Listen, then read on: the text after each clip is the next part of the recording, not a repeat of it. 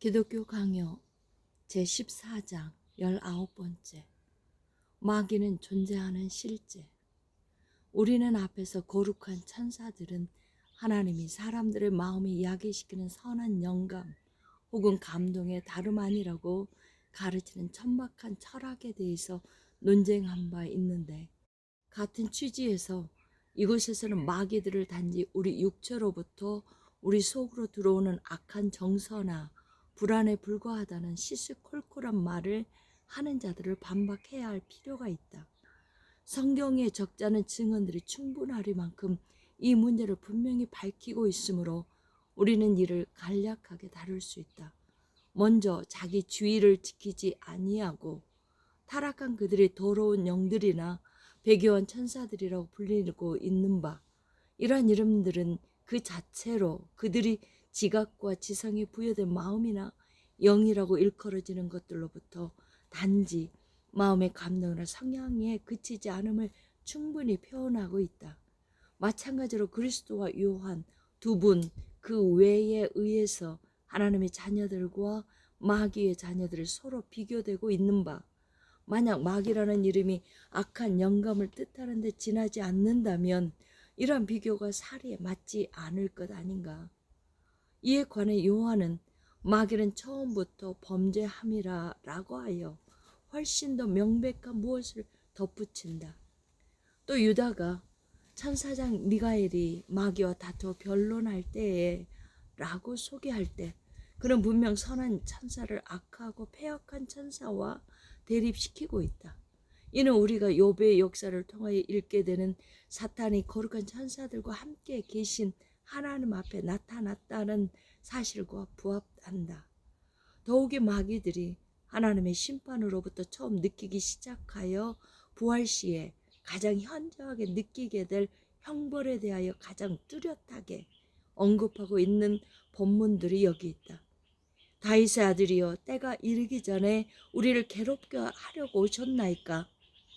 저주를 받은 자들아, 나를 떠나 마귀와 그 사자들을 위하여 예비된 영원한 불에 들어가라.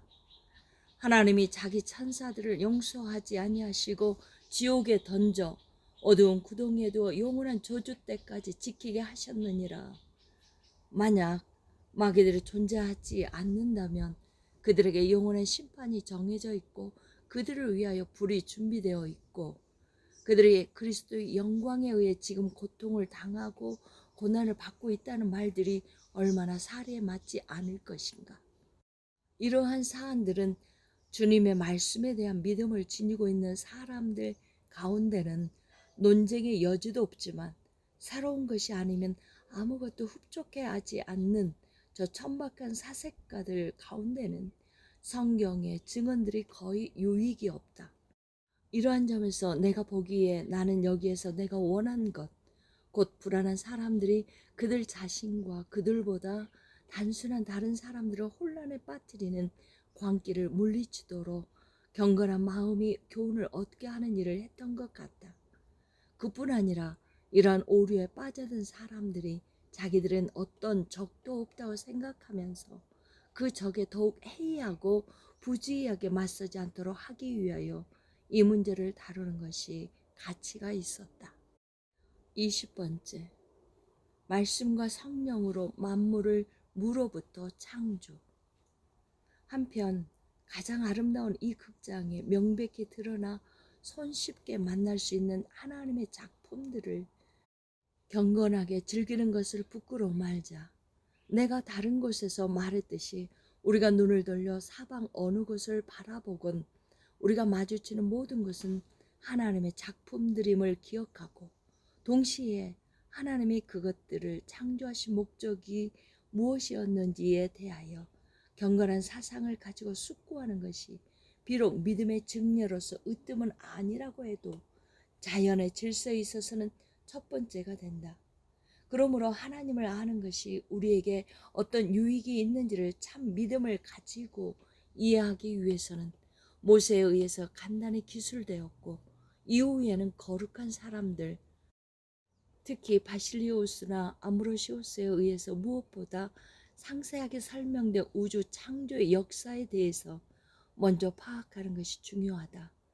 이 역사로부터 우리는 하나님이 그의 말씀과 성령의 권능으로 천지를 무로부터 창조하셨다는 사실, 그가 이때부터 생물과 무생물을 종류대로 산출하셨다는 사실, 그가 일련의 놀라운 과정을 통하여 헤아릴 수 없이 다양한 사물들을 구별하셨다는 사실, 그가 각각의 종류대로 고유한 본성을 부여하시고 본분을 부과하시고 초소와 자리를 지정하셨다는 사실, 만물이 부패에 얽매여 있음에도 불구하고 그는 각각의 종을 마지막까지 안전하게 보호하셨다는 사실, 나아가 그가 은밀한 방법으로 어떤 것들을 기르시고 말하자면 새로운 원기를 그것들 속에 스며들게 하시고 어떤 것들에게는 번성하는 능력을 부여하시고 죽고 난 후에도 전체 종이 멸절되지 않도록 하셨다는 사실, 그가 더 이상 채워질 수 없을 정도의 절대적인 분량, 다양함, 아름다움으로써 모든 것을 다 부여하시고 너무나 놀랍도록 천지를 장식하셔서 마치 넓고 화려한 저택과 같이 가장 섬세하면서도 동시에 가장 풍부한 가구들로 정돈되고 채워지게 하셨다는 사실, 마지막으로 그가 사람을 조성하시고 그 눈부신 아름다움과 그 많고 뛰어난 은사들을 새겨주심으로써 자기의 작품들 중에 최고의 표본으로 나타나게 하셨다는 사실을 배운다. 그러나 우리 창조를 자세히 풀어서 설명하는 것이 지금 나의 목적이 아니므로 단지 이 몇 가지를 지나가듯 다루는 것으로 만족하도록 하자. 왜냐하면 내가 이미 독자들에게 경고했듯이 창조의 역사를 충실하고 부지런히 기록한 모세와 다른 사람들로부터 이 주제에 대한 더 상세한 지식을 모색하는 것이 더 낫기 때문이다. 21번째, 피조물을 통하여 하나님의 어떠하심과 그가 행하신 일을 묵상. 하나님의 작품들에 대한 묵상을 어떻게 지향해야 하며 어떤 목적으로 그런 묵상을 적용해야 하는지에 대한 더 많은 논의를 여기서 한다고 해도 얻을 유익은 아무것도 없다. 왜냐하면 우리는 이 질문 대부분을 이미 다른 곳에서 깊이 고찰한 바 있으므로 현재의 관심사는 무엇이나 몇몇 말로 풀어낼 수 있기 때문이다. 정녕 우리는 하나님의 측량할 수 없는 지혜, 권능, 의, 선하심이 세상의 구성 가운데 어떻게 빛나고 있는지 그 고상함에 걸맞게 설명하기를 좋아한다. 그러나 아무리 말의 유창함이나 수식이 뛰어난다고 해도 이 대단한 일에 유대함에는 가닿지 못한다. 의심할 바 없이 여호와는 우리가 끊임없이 이 거룩한 묵상에 잠기기를 원하신다.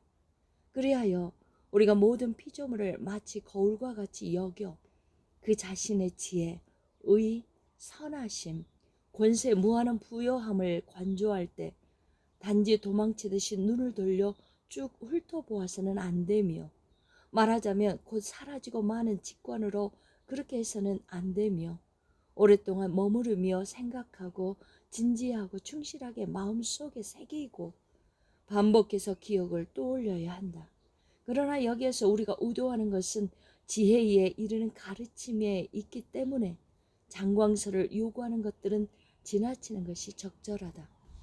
그러므로 나는 오로지 다음과 같이 이를 간략하게 정리하고 독자들에게 권면하고자 한다.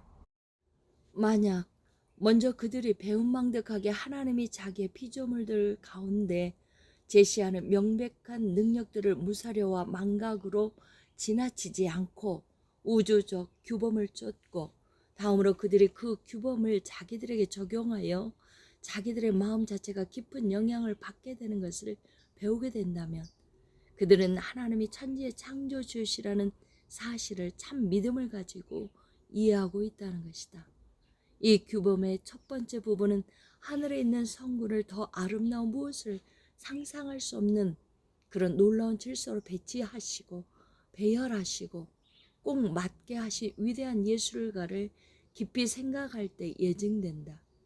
그는 어떤 별들은 심겨진 그대로 고정되어 그들의 자리를 떠날 수 없도록 하셨고 어떤 별들은 더 자유로운 길을 용인하시되 그 공간을 넘어서 길을 잃고 헤매지 않도록 하셨고, 모든 별의 움직임을 조절하셔서 낮과 밤, 달, 해, 연중 계절을 헤아릴 수 있게 하셨고, 우리가 날마다 분간하는 낮의 길이를 아주 적절한 정도로 차이나게 해서 어떤 혼란도 일어나지 않게 하신 분이다. 또한 우리는 하나님이 그처럼 큰 덩어리를 지탱하시면서도 천체의 운행을 신속하게 다스림과 또한 그와 같은 일들을 행하심을 통하여 그의 권능을 묵도하게 된다. 이 몇 가지 예들은 세상의 창조 가운데 드러나는 하나님의 능력들을 인정하는 것이 무엇인지를 충분히 선포한다. 내가 말한 바와 같이 이를 도외시하고 말로써 이 사안 전체를 다루기를 좋아할 경우 끝이 없을 것이다. 왜냐하면 하나님의 권능의 기적들과 그의 선하심의 표상들과 그의 지혜의 증거들은 세상에 있는 모든 종류의 것들, 실로 대단하건 사소한 건 그것들 모두의 수만큼이나 많기 때문이다. 22번째, 피조물을 통하여 하나님의 부성적 은총을 믿음. 이제 이 규범의 두 번째 부분이 남았는데 이는 믿음과 더욱 밀접하다. 그것은 하나님이 우리의 선과 구원을 위하여 모든 것을 정하여 놓으셨다는 것을 창념하면서 동시에 우리 자신 안에서와 그가 우리에게 베푸신 선한 것들 가운데 그의 권능과 은혜를 우리가 의식하게 하고 또한 이로부터 우리 자신이 그에 대한 확신, 기도, 찬양, 사랑에 이르도록 일깨워준다. 진정 내가 조금 전에 충고했듯이 여호와는 사람을 위하여 모든 것을 지으셨다는 것을 창조의 질서로 친히 알려주셨다. 그가 세상의 조성을 6일 동안 나누어서 하신 것은 괜한 일이 아니다. 비록 그가 한순간 동시에 모든 수를 다 채울 정도로 전체 사역을 이루셨다고 하더라도 이런 종류의 과정을 통하여 점차적으로 그 완성에 이르는 것보다 더한 어려움이 있지는 않을 것이다. 그러나 그는 우리를 향한 자기의 섭리와 부성적 위로를 베풀고자 그가 사람을 만드시기 전에 사람을 위하여 유용하고 이롭다고 생각하신 모든 것을 준비하셨다. 이렇듯 우리가 태어나기도 전에 우리를 염려하고 계셨던 이 최고의 아버지가 우리를 돌보신다는 것을 의심한다면 그 배은망덕이 얼마나 클 것인가. 하나님의 선하심이 우리가 태어나기도 전에 그가 베푸신 모든 선한 것의 지극한 부요함 가운데 드러났음을 보면서도 그 선함이 언젠가는 우리의 필요를 채워주기에 부족하지 않을까 우혹에 빠져 두려워한다면 그것은 얼마나 불경건한 것인가.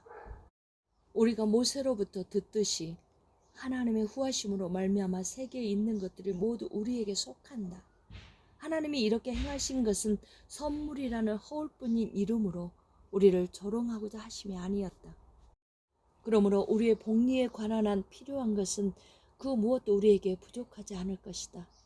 마지막으로 간략하게 결론을 짓는다면 우리는 천지의 창조주이신 하나님을 부를 때마다 그가 지으신 모든 것의 경영이 그 자신의 손과 권능 안에 있다는 사실과 우리는 실로 그가 기르시고 가르치시기 위하여 받아들여 자기의 보호와 후견 아래 두신 하나님의 자녀들이라는 사실을 동시에 명심하도록 하자.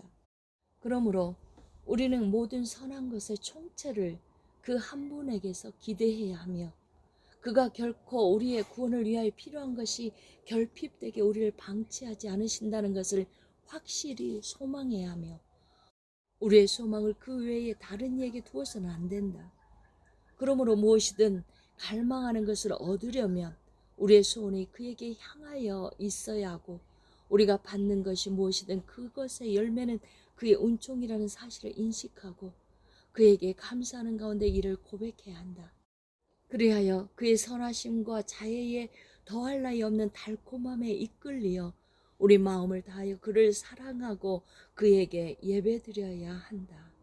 아멘.